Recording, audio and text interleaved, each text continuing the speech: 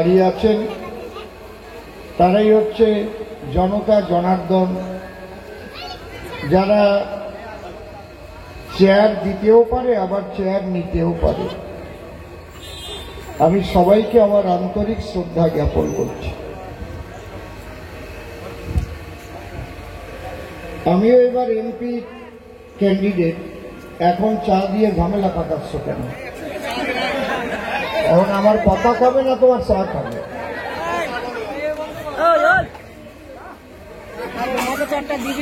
আমি কয়েকটা কথা বলবো আপনাদের। আমি কারো নিন্দামন্দ করি না। এখন যদি কেউ খারাপ কাজ করে সে তো এমনি মন্দই এই চায়, ঠিক না? আর ভালো কাজ করলে তো মানুষ ভালো পায়। আমি যদি খারাপ কাজ করি আমারে কেউ ভালো পাবে? আমার এই ভালোর মধ্যে যেটুকু খারাপ পাবে সেটুকু পাবে। এইটি হচ্ছে মানুষের ধর্ম, তাই না? আমার গুরুদেব শিক্ষা দিয়েছেন। কি হলো তোমাকে? কি হলো ওই জায়গায়? তোমাকে আবার কি হলো?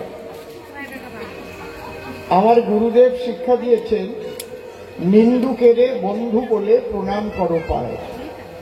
যদি তোমার কেউ নিন্দা করে, যে বিষয়ের উপর নিন্দা করবে তুমি আগে নিজেকে অ্যানালাইসিস করবে ওই জায়গাটা তুমি সত্যি সত্যি খারাপ কি। যদি খারাপ হও তাহলে ওটাকে রিপেয়ার করার চেষ্টা করো, ভালো হওয়ার চেষ্টা করো। এইটাই হচ্ছে মানুষ ভালো হওয়ার মূল পদ্ধতি, তাই না? সব মানুষ যে একেবারে এমন কোনো মানুষ নাই যে পুরো ভালো, 100% ভালো। আবার এমন কোনো মানুষ হয় না যে 100%ই খারাপ। কিন্তু যখন বেশিরভাগ খারাপ দেখা যায় তখন মানুষ কিন্তু তাকে খারাপ বলে। বাচ্চাদের একটু ঠান্ডা করে রাখুন, নয় সরিয়ে দিই না। আমার কথাগুলো খুব লক্ষ্য করে শুনতে হবে। আমার প্রচার আলাদা ধরনের। আমি ঠাসিয়ে ধরিয়ে কই না যে বিজেপিরই ভোট দেবা, এইরকম আমি কই না। আর আমরা বলি ভারত মাতা কি জয়। আর এই পশ্চিমবাংলায় একটা দল আছে যেটা এখানকার আঞ্চলিক দল। পশ্চিমবাংলার বাইরে তাদের এক পয়সাও দাম নাই, একটা কাউন্সিলরও নাই, একটা অঞ্চলের সদস্যও নাই। আছে আবার নাম অল ইন্ডিয়া তৃণমূল কংগ্রেস। আমার গুরুদেব শ্রদ্ধেয় রসিকবাবু গানের মাধ্যমে একটা কথা বলতেন, নাম চালাইছে মদন বানিয়ে গুদম বর্ষে ওগুলা খিপে। পশ্চিমবাংলার বাইরে যাদের একটা কাউন্সিলরও নাই, একটা অঞ্চলের সদস্যও নাই, তার নাম আবার অল ইন্ডিয়া তৃণমূল কংগ্রেস, মানে সারা ভারত ভরিয়ে বলে। ভালো, প্রণাম করি, বাড়িয়ে যাক। কি ডাক? হ্যাঁ, এইবার যাক, কানা ছেলের নাম পদ্মলোচন রাখলে আমি আর করব কি? মূল কথা হচ্ছে এই যে ভোটটা আপনারা দেবেন, এই ভোট কি অঞ্চলের ভোট?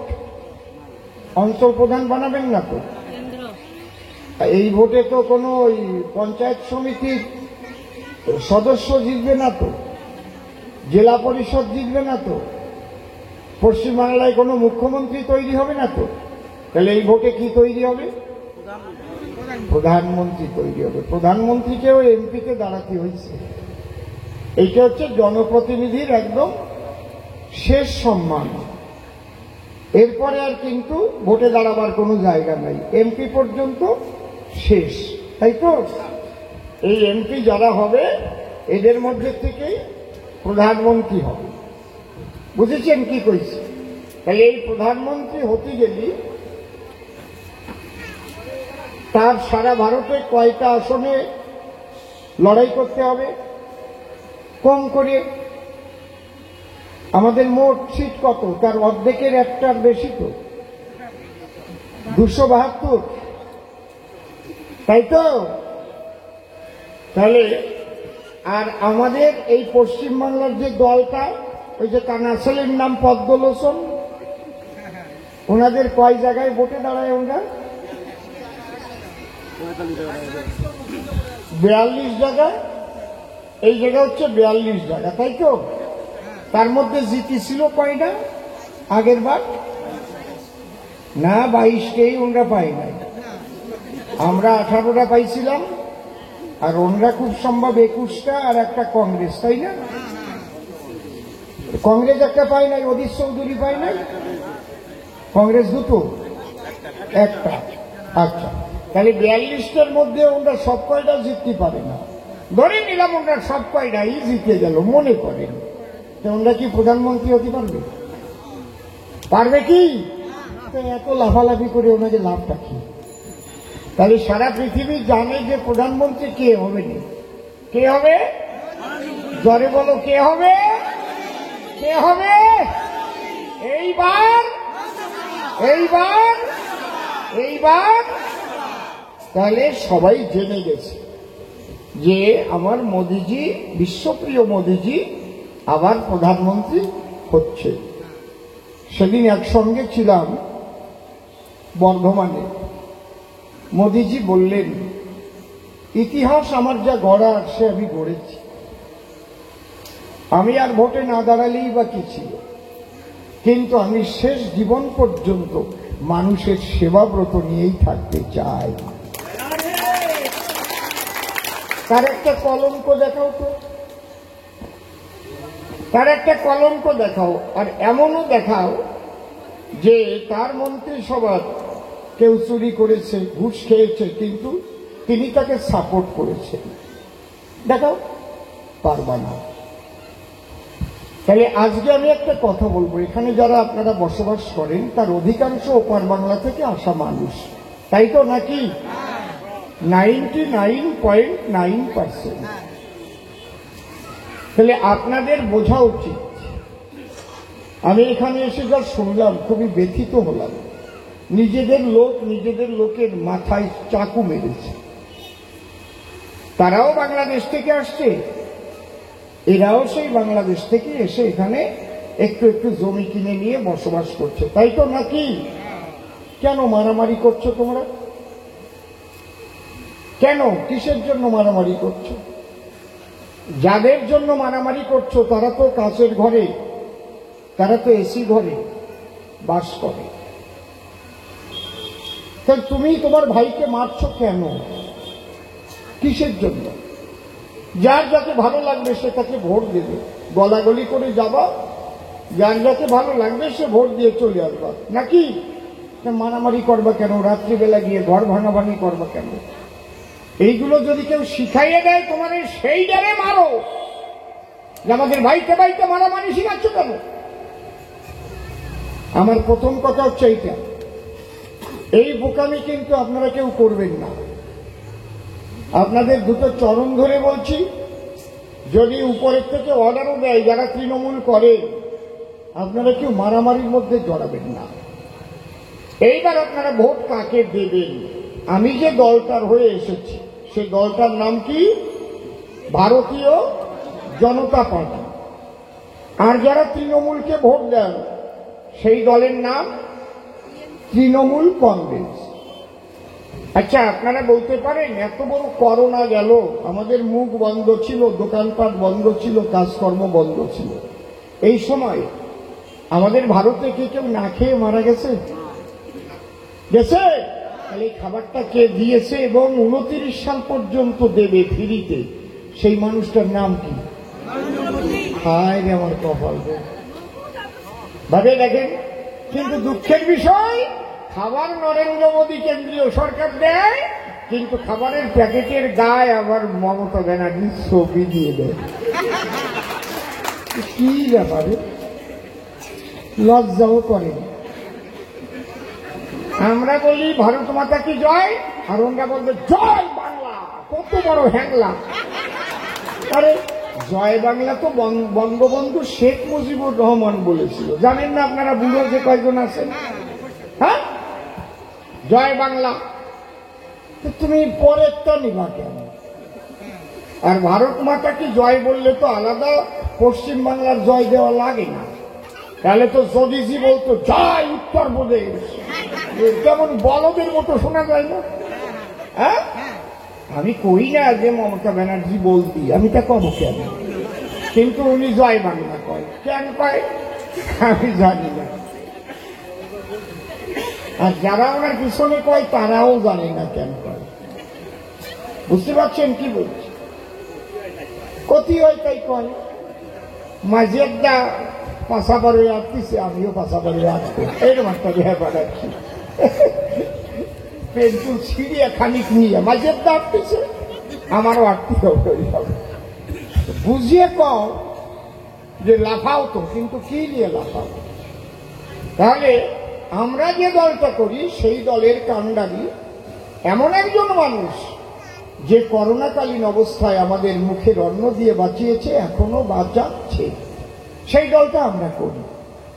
আমরা যে দলটা করি এই করোনা থেকে মুক্তি পাবার জন্য, তাহলে আগে 82 কোটি মানুষকে খাবার দিয়েই চলছে, আর ভারতের 140 কোটি মানুষের মুখের মাস্ক খুলে দেওয়ার জন্য ডবল ডবল ভ্যাকসিন বিনে পয়সায় দিয়েছেন, 1 টাকাও কারো দিতে হয় নাই।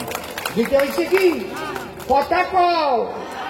আজকে যারা মাথায় চাকু মারছো তারা নেও নাই, তারা ভ্যাকসিন নেও নাই, ওরা নেছে আগে। ওরা আবার ওই তৃণমূলের যারা কি নেতা, ওরা একটা টোকন দিয়েছে, অমনি খোকন তাড়াতাড়ি গেছে। বিজেপি হলে টোকন দেয় না। আমার কাছে এসে বলে আমরা কবে পাবো? আমি চুপ করে থাকো, ডাকিয়ে দেবে। ওরা আগে নেয় নিক দিয়ে, আর যদি ওরা নিয়ে আগে আগে তোমাদের না দেয়, যার করোনা হবে সে যেন ওকে বাড়িতে থুতু ফেলে আসে। আমি শিখাই দিচ্ছি যে যাও এই করে আসো। কিন্তু আমাদের দিদিমণি বলেছিলেন আমারে জিতাও 21 সালে, আমি ডবল ডবল চাকরি দেবো, ডবল ডবল ভ্যাকসিন দেবো, এইসব বলে নাই। উনি কোন জায়গা থেকে ভ্যাকসিন দেবে? আমার মোদিজি শুধু আমাদের দেননি, সারা পৃথিবী বিভিন্ন দেশে বিনে পয়সায় ভ্যাকসিন দিয়েছেন। এমনি এমনি বিশ্বপ্রিয় হয়েছেন নাকি? সেই দলটা আমরা করি।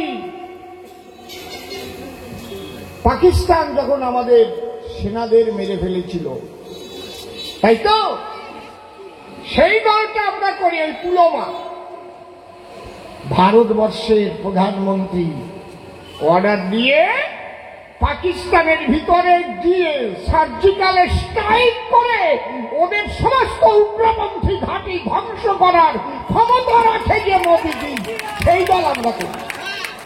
কি যে দলের জন্য ভোট চাইতে আইছে, একটু শোনো আগে। সেই দলটা আমরা করি যে দলের প্রধানমন্ত্রী বলেছে ভারতবর্ষের কোনো মানুষ কাঁচা বাড়িতে বসবাস করবে না, সবার বাড়ি ছাদ হবে। এই যে এখন পশ্চিমবাংলায় আমাদের প্রধানমন্ত্রী আবাস যোজনার ঘরের টাকা বন্ধ হয়ে গেছে, কেন জানেন? জানেন না? না, যে কয় লক্ষ ঘরের জন্য টাকা দিছিল, টাকা খেলা মেলা কেলাপ মেলাপ দিয়ে চুরি টুরি করে শেষ করে দিয়েছে।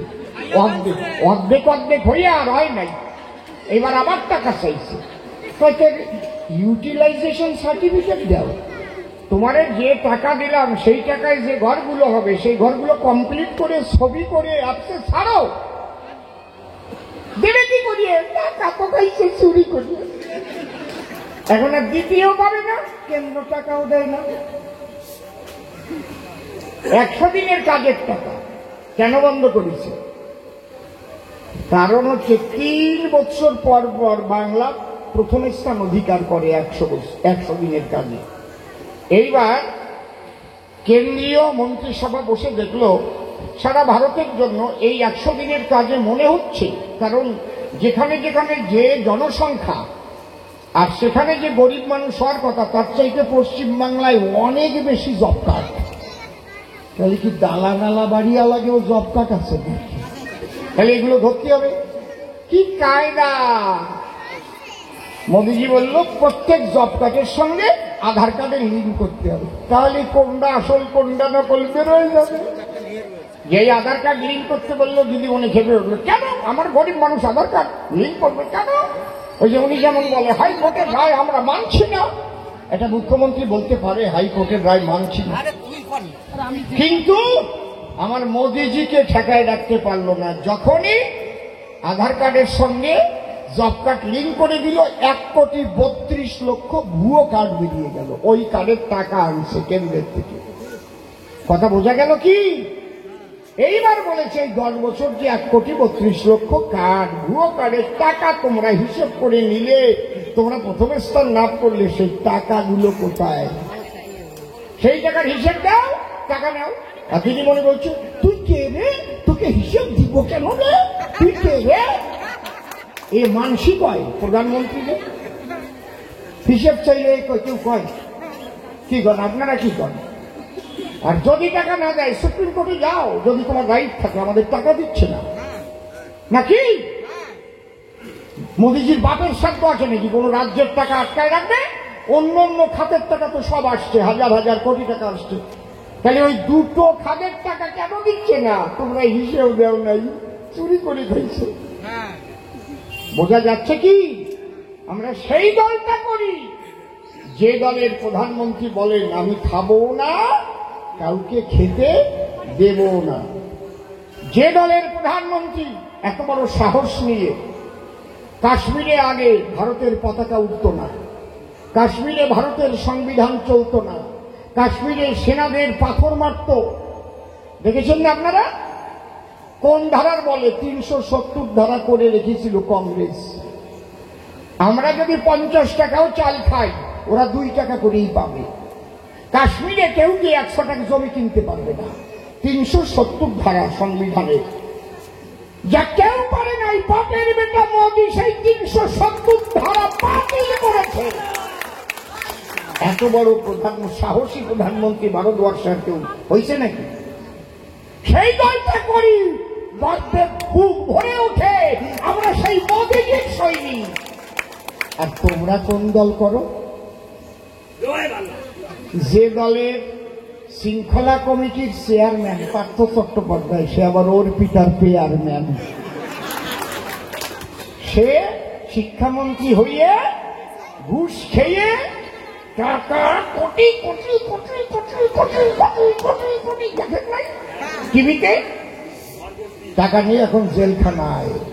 যা চেহারা হইছে, বিড়ালরে জলের মধ্যে ছাড়িয়ে দিয়ে তুললি যেমন হয় ওই রকম হয়েছে। আমি খালি ভাবি যে ওই রকম পেট নিয়ে প্রেম করে কোনটায়? না যায় কাজ হইয়ে শোয়া, না যায় বুট হইয়ে শোয়া, না যায় সিট হইয়ে শোয়া, এই সব পেট মনে হয় ভাড়াক্কার পেট। সেই দলের শৃঙ্খলা কমিটির চেয়ারম্যান। কি একটা ভালো দল, প্রণাম করি। এইরকম দল আরো বাংলাটা গোল্লাই যাক। বুঝতে পারছেন? ওরা কোন দলের জন্য ভোট চায়? মেসো কেষ্ট মাছ বিক্রি করে খাত, সেই মেছো কেষ্ট বড় পেট। ওরে বাবা রে বাবা, হ্যাঁ, যে মাছ বিক্রি করে খেত, তার যে বডিগার্ড, তার বাড়ি পাওয়া গেল 100 কোটি, 50 কোটি টাকার সোনা গহনা। তাহলে ওনার কত কোটি? আরে এনাকে আর কি কোটি, আসল চোদ্দ হাওয়াই কোটি। এনরা তো মাত্র 25% নেছে, আর 75% তো টালির ঘরে গেছে নাকি? কথাটা বুঝলে? সেই দলের মুখ্যমন্ত্রী দিদিমণি যে বালি পাচার করে, গরু পাচার করে, নিজের মেয়েকে নিয়ে তিহার জেলের মধ্যে যায়, আর মুখ্যমন্ত্রী বলে অনুব্রতকে আমরা এবার বীরের সম্মান দিয়ে নিয়ে আসবো। লজ্জাও করে না ভোট চাইতে আসে, জানে কেউ ভোট দেবে মানে এই জন্য চাকু নিয়ে রাখতে নিয়ে যায়, মারিয়ায় যাতে ভয় কেউ ভোট দিতে না যায়। ওকে নেতারা শিখাই দেয়, আর এই বলদা কয়টা মারামারি করে বাইরা বাইরা। এর সাথে বলদার আছে? এক খণ্ড গরুর মাংস খেতে পারলে কি তোমার ওই যে সারা লাগতো? কথা কও। আমরা ওটা খাই না, যেমন মেয়া ভাইরা কচ্ছপের মাংস খাই না। ধরে বানকে যদি এই দেশে এই যে খাতে হবে, এই দেশে থাকতে হবে, তাহলে উনি চলে যাবে, থাকবে না। কি শুয়োরের মাংস খেতে হবে? থাকবেন আপনি, জীবন চলে যাবে তবুও খাবে না। মা বোনদের যে ইজ্জত রক্ষার জন্য আপনারা এই দেশে এসেছেন, ওই দেশ থেকে আপনারা কেউ জানেন না সংবিধানে কি লেখা আছে। 1948 সালের 19শে জুলাইয়ের পরে তৃণমূল কেউ থাকলে আমি যদি ভুল বলি আমার এই জায়গা থেকে জুতোর মালা পরাই দেবেন। মিথ্যা কথাগুলো ছেড়ে দেন আপনারা।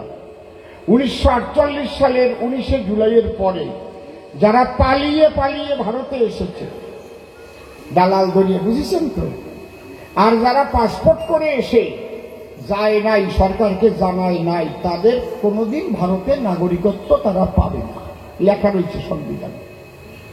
এই জন্য আমরা আন্দোলন করেছিলাম এই আইনটাকে পরিবর্তন করতে হবে। কি বলছো? একটু বুঝিয়ে কও, একটু বুঝিয়ে কও। কোন সংবিধান নিঃশর্ত হয়? এই যারা কয় তারা আর এক বলো। নিঃশর্ত কোনোদিন সংবিধানের কোনো ধারা হয় না বাবা। ভালো করে উকিল বাবুরি নিয়ে আমার কাছে আসো, সুপ্রিম কোর্টের উকিল নিয়ে বসো। কোন ধারা সংবিধানে নিঃশর্ত হয় না। অসীম সরকার আমার নাম, না পড়িয়ে শুনে এই জায়গায় দাঁড়াই নেই, চুপ করে থাকো, শোনো আর রেকর্ডিং করো। যদি একটা ভুল বলি তারপরে কথা বলবো। সংবিধানের কোন রকম কোন ধারা নিঃশর্ত হয়? কথা বলো। সংবিধানের কোন ধারা নিঃশর্ত হয়? শর্ত হয় বলেই সংবিধান।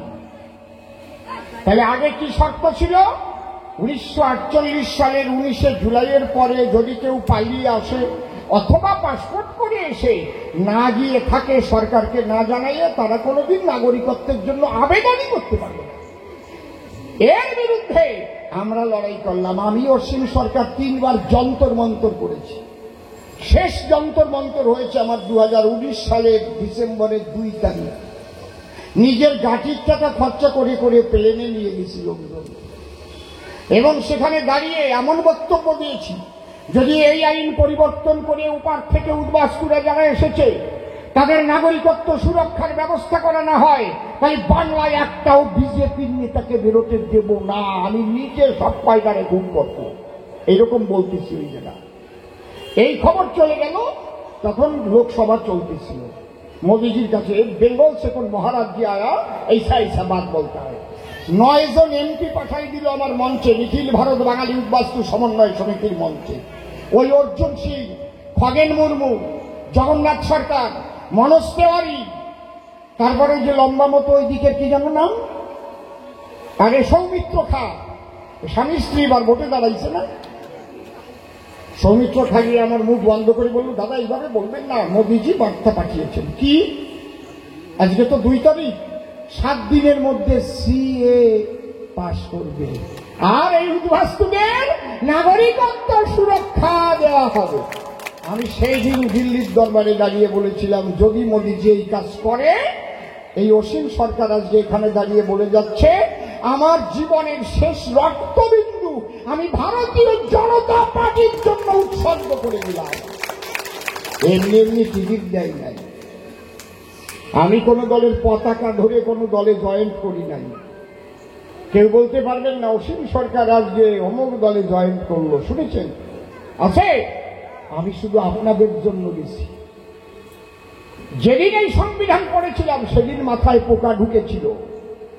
তাহলে আজকে আমি কবিগান গেয়ে বেড়াই, যদি এই আইন পরিবর্তন না করে এনআরসি কোনোদিন হয়, তাহলে এই মানুষগুলো তো সব ভোটার কার্ড বাদ যাবে, আধার কার্ড বাদ যাবে, কিচ্ছু থাকবে না, গাড়ি যাবে, বাড়ি যাবে, সব যাবে। এই জন্য আন্দোলনে নেমেছিলাম। নিখিল ভারত বাঙালি উদ্বাস্তু সমন্বয় সমিতি এবং অল ইন্ডিয়া মতুয়া মহাসংঘ এই আন্দোলনের মুখ ছিল। বড় মাছি কম কষ্ট করেছে, যদিও তখন আমার ঠাকুর মশাই, বড় ঠাকুর, ছোট ঠাকুর ওনারা অস্ট্রেলিয়ায় ছিলেন। ওই আন্দোলন ওনারা জানেন না। তারপরে এমপি হয়েছেন, মন্ত্রী হয়েছেন, অনেক চেষ্টা করেছেন। এই সিএএ যখন পাশ হলো, আমার দিদিমণি মুসলমানদের খেপিয়ে দিল যে তোমাদের এই দেশ থেকে তাড়িয়ে দেবে বলে এই সিএ হচ্ছে। মুসলমান ভাইরা এখন বুদ্ধিমান হয়েছে, তাই আজ আমার স্টেজে মুসলমান ভাই এসে বক্তব্য রাখছে এই সিএতে একটা মুসলমানের নাগরিকত্ব যাবে না, কারণ তারাই ভারতীয় নাগরিক, তারা ভারতকে শাসন করেছে। বোঝা যাচ্ছে কি? তাই সিএ এতদিন পরে লাগু হলো কেন? 200-র উপরে কেস করেছিল সুপ্রিম কোর্টে, কেস না মিটলে লাগু করা যায়, সেই কেস ডিসমিস করে রুলস তৈরি করে এবার লাগু করেছে। এইবার আপনাকে জানতে হবে সিএতে কি আছে, রুলে কি আছে। যখন একটা আইন হবে, আইনের শর্ত তো থাকবে। আমরা চাইব শর্তটা যেন সহজ হয়, কঠিন যেন না হয়। আর উনি কয় যে নিঃশর্ত দিতে হবে। নিঃশর্ত হয় নাকি কোনদিন আইন? নিঃশর্ত হয়? নিঃশর্ত কি? তো কি দেবে নিঃশর্ত কি? আমার কয়ে দাও কি লাগবে আইনে? যে বাংলাদেশ হইতে যারা আসিয়াছে সবাই নাগরিক, তাই বাংলাদেশের থেকে আইসে সেই প্রমাণটা আগে দাও। এটাও তো একটা শর্ত। হ্যাঁ, কায়দা আছে, অত সোজা না। আইন বোঝো, তারপর কথা কর। আর নয় একজন উকিল নিয়ে এসো আমার কাছে, বড় হাত, সুপ্রিম কোর্টের উকিল। আমি পড়াশোনা না করে এই জায়গা দাঁড়াই নিয়ে এদের জানিয়ে দেখবো। আর তোমার সংবিধান পড়তে যাওয়া লাগবে না, আমি এখন বলে দেবো, সেইটা বের করো, গুগলে যাও, সার্চ করো। আমি যা যা বলছি যদি লেখা না থাকে এই জায়গা আমারে গুলি করে মেরে দেবা, আমি স্ট্যাম্পে লিখে দেবো। যাও বের করো 1955 প্রিন্সিপাল অ্যাক্ট অফ সিটিজেনশিপ, বের করো, গুগলে যাও, বড় ফোন ধরো, প্রিন্সিপাল অ্যাক্ট অফ সিটিজেনশিপ 1955। ওই জন্য তোমার বাবা যাই লিখে হয় নাই। Principal act of citizenship 1955 2 clause 1 clause B foreigner act, বের করো, নিয়ে এসো আমার কাছে, পড়ো যদি লেখাপড়া জানিয়ে থাকো। আর নয় নাজিবদা কি কইছে তাই শুনে লাভ দিয়ে না। আর কতগুলো চামচা তাদের টাকা দিয়ে দিয়ে ইউটিউবে আপনাদের ভয় দেখাচ্ছে। তার একটা দাঁড়িয়ালা আছে মানিক ফকির, আর একটা আছে কি জানো দীপক ব্যাপার। টাকা যা খরচ করতেছে, আমি যাতে হারিয়ে যাই পূর্ব বর্ধমানের জন্য, তার জন্য 5 কোটি টাকা দিয়েছে ঘুষ দেওয়ার জন্য অফিসারদের, খবর চলে আসছে। কিচ্ছু করতে পারবে না। মানুষ জন্মে দেওয়া দেশে ভোট, কিচ্ছু করতে পারবে না। বুঝতে পারছেন কি বলছি? অফিসারকেও চিন্তা করতে হবে ঘুষ খাবে কি না। সব কয়টা ছবি ও নিয়ে আসবো আমরা। হাজরেন আমি দেখবেন কিভাবে ভোট কেন্দ্রে গিয়ে ভোট গণনা কেন্দ্রে কি কি করতে হবে, আমি কিন্তু সেগুলো ভিডিও করে বলে দিছি। বলি নাই আপনারা দেখেন নাই? ফার্স্ট ভিডিও এবং সেকেন্ড ভিডিওতে বলে দিয়েছি কি কি হতে চলেছে, সব আমার কাছে খবর আছে। ওকে দলের মধ্যে আমার লোক আছে। আমি আজ 48 বছর কবি গান গাচ্ছি, আমার ভালোবাসার লোক নাই আছে না? এই একটু আগেও একটা খবর আলো, এক ভিডিও ফোন করেছে, এই কিন্তু করতে যাচ্ছে আপনার ওই জায়গায়। আমরা নিশ্চিন্ত থাকেন, আমি আছি, তৈরি আছি। বুঝতে পারছেন কি বলছি? আমি যা যা বলি বাড়ি গিয়ে দেখে নেবা, এখন না দেখো লিখে নাও, গুগলে সার্চ করবা। তাহলে 1948 সালের 19শে জুলাইয়ের পরে যারা পালিয়ে এসেছে এবং যারা পাসপোর্ট করে এসে যায়নি, তারা কোনোদিন ভারতের নাগরিকত্ব পাওয়ার কথা না সংবিধানের শর্ত অনুসারে। এই শর্তকে পাল্টাইয়ে সিএ ওর সাথে যুক্ত করেছে। তাতে কি লেখা আছে? 2014 সালের 31শে ডিসেম্বরের মধ্যে 3টে শর্ত তোমাকে আসতে হবে। 2014 সালের 31শে ডিসেম্বরের মধ্যে 2014 সালের 31শে ডিসেম্বরের মধ্যে বাংলাদেশ, পাকিস্তান ও আফগানিস্তান হইতে যে সকল হিন্দু, খ্রিস্টান, বৌদ্ধ, শিখ, জৈন, পার্সি সম্প্রদায়ের মানুষ ধর্মীয় অত্যাচারে অত্যাচারিত হইয়া অথবা অত্যাচারের ভয়ে ভারতবর্ষে আসিয়াছে, কথা বোঝা গেল? কিভাবে? যাহারা কোনো ডকুমেন্টস লইয়া না আসে নাই, অর্থাৎ পলাইয়া আসা দাঁড়ি পায়, যারা পালিয়ে আসিয়াছে অথবা পাসপোর্ট করে এসেও যারা থেকে গেছে, তাদের আর অবৈধ অনুপ্রবেশকারী বলা হবে না, তারাই ভারতবর্ষের নাগরিকত্ব পাবে। এইবার শর্ত কিন্তু 3টে। কি কি বুঝতে হবে তো, আইনটা না বুঝলেই খালি খালি লাভালাম।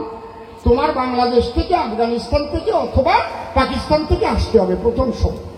শ্রীলঙ্কার থেকে আসলে কিন্তু হবে না। মায়ানমার থেকে আসলে কিন্তু হবে না, ঠিক আছে? তাহলে তুমি যে বাংলাদেশ থেকে এসেছো এইটার একটা প্রমাণ তোমার দিতে হবে। দ্বিতীয় কি, তুমি 2014 সালের 31শে ডিসেম্বরের আগে যে এসেছো তার আগের একটা প্রমাণ দেখাতে হবে। আর একটা কি, তুমি যে হিন্দু তার একটা প্রমাণ তোমার দেখাতে হবে। তাহলে এইবার কি কি চেয়েছে, হিন্দু যে তুমি তার প্রমাণের জন্য যে কোনো ধর্মীয় ক্ষেত্র থেকে, যেমন ঠাকুর বাড়ির থেকে, যেমন ভারত সেবাশ্রম, যেমন বেলুর মঠ, রামকৃষ্ণ মিশন, সৎসঙ্গ, তারপরে বলেছে যদি কোনো জায়গায় দৌড়ে আনতে না পারো, তোমার বাড়ি যে পুরোহিত পূজা করে সেই পুরোহিত লিখে দিলেও হবে তুমি হিন্দু। ভালো করে শোনো, পুরোহিত লিখে দেবে এই হিন্দু, এর বাড়িতে আমি পূজা পার্বণ করি। হয়ে গেল নাম্বার 1। 2 নম্বর কি, তুমি যে 14 সালের 31শে ডিসেম্বরের আগে ঢুকেছ তার জন্য 20টা প্রমাণের একটা প্রমাণ দাও। 20টার মধ্যে যে কোনো একটা, তার মধ্যে তোমার একটা বাড়ি ভাড়ার রসিদ দিলেও হবে। ওই 14 সালের 31শে ডিসেম্বরের আগে তুমি একটা বাড়ি ভাড়া ছিল। যদি তাও না পারো, আমার মতো কিংবা কাউন্সিলর কিংবা অঞ্চলের যে ওই যে সদস্য তার একজন প্রতিনিধি লিখে দিলেও হবে, জনপ্রতিনিধি। কঠিন যেটা করেছিল সেইটা শোনো, যা নিয়ে আমার মানুষ ওপার বাংলার থেকে আসে নাই। যখনই সিএল রুলস করে লাগু হলো, সঙ্গে সঙ্গে দেখেই আমি প্রধানমন্ত্রীজিকে চিঠি লিখলাম, অমিত শাহজিকে চিঠি লিখলাম, শুভেন্দু দাকে জানালাম, অমিতাভ দাকে জানালাম, সুকান্ত দাকে জানালাম। এইটা পরিবর্তন না করলে কিন্তু আমি একটা ভোটও চাইতে যেতে পারবো না। আমার মানুষ রাত্রে অন্ধকারে পলায় পলায় আইছে, ওরা ওই দেশের থেকে কোনো দলিল টলিল পর্চা কিচ্ছু নিয়ে আসে নাই। আমার মানুষ ওগুলো দেখাতে পারবে না, তাতে তাদের নাগরিকত্ব দিতে হবে। খেলায় পড়ে গেল, অসীম সরকার খেপে গেলি বেকায়দা আছে। তখন 2 সদস্যের একটা দল এখান থেকে ডাকলেন অমিত শাহজি, রেকর্ড করে নিয়ে যাও, একটাও মিথ্যা কথা কয়ে রাজনীতি করি না আমি। আর এই 3 বছর আমি এমএলএ আছি, কেউ বলতে পারবে না। টাকা তো দূরের কথা, কারো একটা পাট খাইছি আমি, 14টা চাকরি দিয়েছি এমসে, কেউ বলতে পারবে না কারো একটা পান খেয়েছি। গরিব মানুষ দেখে দেখে দেখে দেখে চাকরি দিয়েছি। এই জন্য চোরেরা যেন আমার সামনে এসে কথা না কয়। আমি চোর না, আমি ঘুষখোর না, আমি পারফেক্ট মানুষ। এই জন্য কাউকে ভয় পাই না। আমার যে সম্পত্তি দেখাই আমি এমএলএ হয়েছিলাম, আমার 2 বছর গান বন্ধ করে দিয়েছে তৃণমূল সরকার। সব থানায় থানায় বলে যে অসীম সরকারের পারমিশন যাতে না পায়, তার জন্য আমার 88 লক্ষ টাকার সম্পত্তি বিক্রি করে এই দল নিয়ে আর সংসার নিয়ে বেঁচে আছি। এবার যখন ডিক্লারেশন দিছি, দেখেছি কি আগে যে সম্পত্তি ছিল তার 88 লক্ষ নাই, কোথায় গেল? এখন বেঁচিয়ে খাইছি। সবার টাকা বাড়ে আর আমার বিক্রি হয়ে গেছে। এর নাম অসীম সরকার। এই যে আগে ভালো করে জানা দরকার। বাংলায় যে জায়গায় একটাও কোনো এমএলএ নাই, পূর্ব বর্ধমানে 7টা এমএলএ তৃণমূলের, এমপিও তৃণমূলের, সেই জায়গার থেকে জিতে আনবো, কথা নিয়ে যাচ্ছি। 4 তারিখে এই সততা নিয়ে কথা বলেছি, সেখানে আমি আপনাদের কাজ করব। একটা পয়সা কারো কোনদিন মেরে খাবো না, খাবো না, খাবো না, খাওয়া লাগবে না। এই সরে যাও, এত জোরালো কথা এমনি এমনি করি। 2 সদস্যের দল সেখানে গিয়ে অমিত শাহজি আলোচনা করে, আমার চিঠি গেছে 2 জায়গায়, একদিকে রাজ্যেও গেছে। ওনারা বললেন ঠিক আছে, যার আছে সে দেবে, যার নাই তার দেওয়া লাগবে না, খালি সেলফ ডিক্লারেশন দেবে আমার বাবা বা ঠাকুর দাদা কত সালে বাংলাদেশ থেকে বা পাকিস্তান থেকে এসেছিলেন। কথা বোঝা গেল? এর জন্য আর একটা ক্লজ ওখানে জুড়ে দেওয়া হয়েছে, ভোটের পরেই যখন অ্যাপসটা চলে আসবে দেখতে পারবা। ওটা কিন্তু ঐচ্ছিক করে দিয়েছে, তোমার থাকলে দেবে, না থাকলে দিতে হবে না, নিজে শুধু সেলফ ডিক্লারেশন দিতে হবে। এসআইটি আর কি শর্ত দেবে? কি কি আর কি ভালো শর্ত দেবে? এরপরেও আমি চিঠি লিখেছি, চিঠি সব আমার কাছে আছে, মোদিজিকে এবং অমিত শাহজিকে। আমার 2014 সালের পরেও লোক এসেছে, এদের কি হবে? এই আইনটা তো করা হয়েছিল 15 সালের 7ই সেপ্টেম্বর। এই আইনটা করেছিল কিনা অর্ডারটা, তখন যিনি ছিলেন স্বরাষ্ট্রমন্ত্রী রাজনাথ সিংজি। ওইটা দেখো, বের করে দেখো, খালি এই যে ই করো, গুগলে গিয়ে সার্চ করো, খালি লেখো ফরেনার্স অ্যামেন্ডমেন্ট অ্যাক্ট 2015 7 সেপ্টেম্বর। দেখো এখনই বেরিয়ে যাবে একদম, ফরেনার্স অ্যামেন্ডমেন্ট অ্যাক্ট 2015 7 অক্টোবর। এইরকম ভাবে কোনোদিন তোমার কেউ পাবে না, কারণ সব মিথ্যে কথা কয়, সব মিথ্যে কথা কয় ভোট দেওয়ার জন্য। মাইরি আমি খালি ভাবি যে পরে কি